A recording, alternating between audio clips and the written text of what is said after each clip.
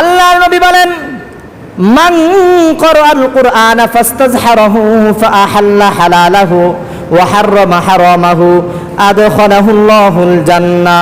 আল্লাহর নবী বলেন, আমার যে সমস্ত উম্মতদের মধ্যে থেকে যারা কোরআনে কারীম পড়বে, ফাস্তাযহারাহু আই ফাআহফাযাহু, যারা কোরআনে কারীম মুখস্থ করবে, ফাআহাল্লা হালালাহু ওয়া হাররামা হারামাহু, হালালকে হালাল মানবে, হারামকে হারাম মানবে, আদখালাহুল্লাহুল জান্নাহ, আল্লাহ পাক রব্বুল আলামিন ওই সমস্ত হাফেজ কোরআনদেরকে কুদরতি হাত দিয়ে জান্নাতের মধ্যে প্রবেশ করাবেন। কোন হাত দিয়ে? হাফেজে কোরআন যখন জান্নাতের গেটের মধ্যে তিনি যখন দাঁড়াবেন, বাম দিকে তাকাবেন, তখন দেখবেন তার মা, তার বাবা, তার দাদা, তার নানি জাহান্নামের আগুনে জ্বলতেছে। আল্লাহ পাক রব্বুল আলামিনকে বলবে, আল্লাহ, লাল গালিচা বিছানো হলো, জান্নাতের গেটে এখনো পর্যন্ত উঠতে পারি নাই গো আল্লাহ, এখনো পর্যন্ত জান্নাতের গেট এখনো পর্যন্ত দূরত্ব আছে। জান্নাতের প্রথম গেট কতটুকু দূরত্ব হবে? মুহাদ্দিসিনে কেরাম বলেন, মুফাসসিরিনে কেরাম বলেন, জান্নাতের এক একটা সিঁড়ি হবে, এক একটা সিঁড়ি হবে জমিন থেকে আসমান পর্যন্ত এতটুকু দূরত্ব।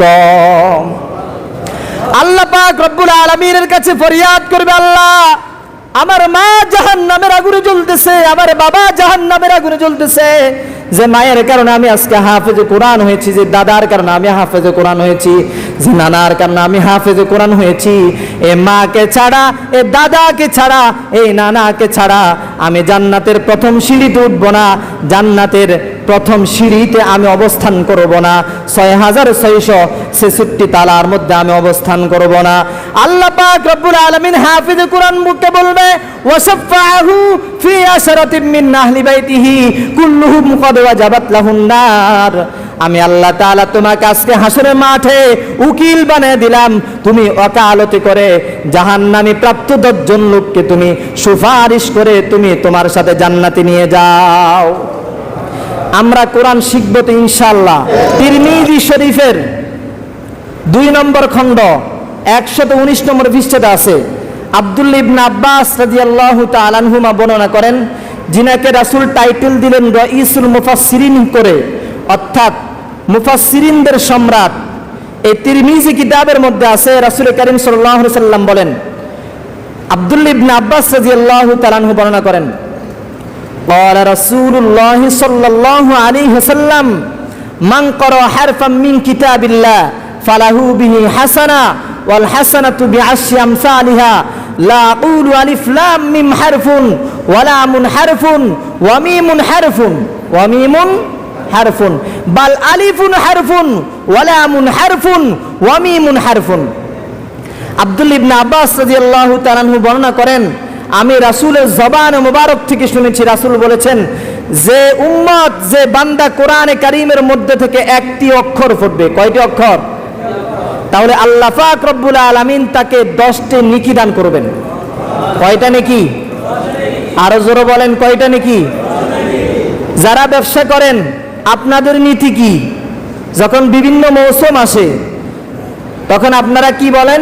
একটা অফার দেন, সেটা হলো যে এত পার্সেন্ট কিনলে এত পার্সেন্ট ফ্রি, ঠিক না বে ঠিক?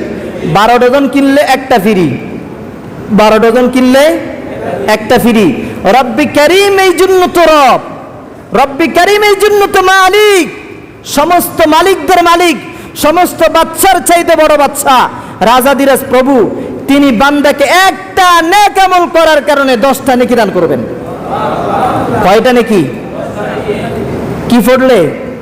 কোরআনে কারীমের একটি মাত্র অক্ষর পড়লে।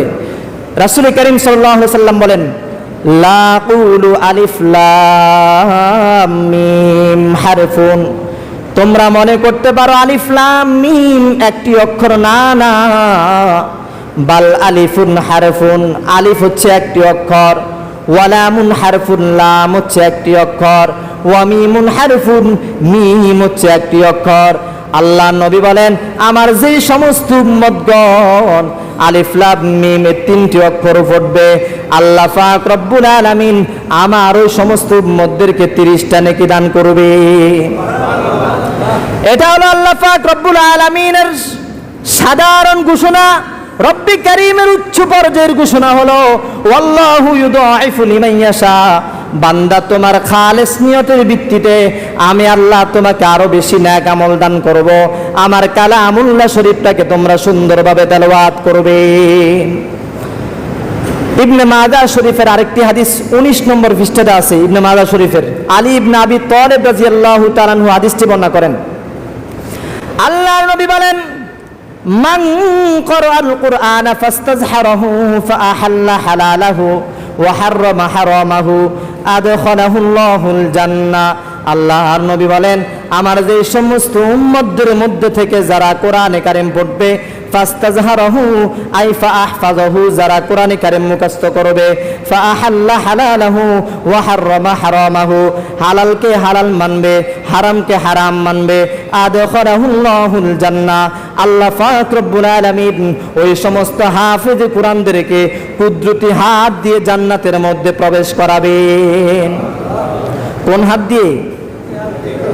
হাফেজে কোরআন যখন জান্নাতের গেটের মধ্যে তিনি যখন দাঁড়াবেন, বাম দিকে তাকাবেন, তখন দেখবেন তার মা, তার বাবা, তার দাদা, তার নানি জাহান্নামের আগুনে জ্বলতেছে। আল্লাহ পাক রব্বুল আলামিনকে বলবে, আল্লাহ, লাল গালিচা বিছানো হলো, জান্নাতের গেটে এখনো পর্যন্ত উঠতে পারি নাই গো আল্লাহ, এখনো পর্যন্ত জান্নাতের গেট এখনো পর্যন্ত দূরত্ব আছে। জান্নাতের প্রথম গেট কতটুকু দূরত্ব হবে?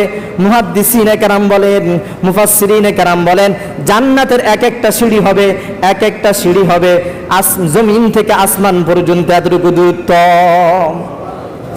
আল্লাহ পাক রব্বুল আলামিনের কাছে ফরিয়াদ করবে, আল্লাহ, আমার মা জাহান্নামের আগুনে জ্বলতেছে, আমার বাবা জাহান্নামের আগুনে জ্বলতেছে। যে মায়ের কারণে আমি আজকে হাফেজে কোরআন হয়েছি, যে দাদার কারণে আমি হাফেজে কোরআন হয়েছি, যে নানার কারণে আমি হাফেজে কোরআন হয়েছি, এ মাকে ছাড়া, এ দাদাকে ছাড়া, এই নানাকে ছাড়া আমি জান্নাতের প্রথম সিঁড়িতে উঠব না, জান্নাতের প্রথম সিঁড়িতে আমি অবস্থান করব না, 6666 তালার মধ্যে আমি অবস্থান করব না। আল্লাহ পাক রব্বুল আলামিন হাফেজে কোরআন মুখে বলবে, ওয়াসাফাহু ফি আশরাতিন মিন আহলি বাইতিহি কুল্লুহুম ক্বাদ ওয়াজাবাত লাহুন নার। আমি আল্লাহ তাআলা তোমাকে আজকে হাসরের মাঠে উকিল বানিয়ে দিলাম, তুমি ওকালতি করে জাহান্নামী প্রাপ্ত 10 জন লোককে তুমি সুপারিশ করে তুমি তোমার সাথে জান্নাতে নিয়ে যাও। আমরা কোরআন শিখব তো ইনশাআল্লাহ, সবাই ওয়াদাবদ্ধ ইনশাআল্লাহ কোরআন শিখব, আরো জোরে বলি ইনশাআল্লাহ শিখব।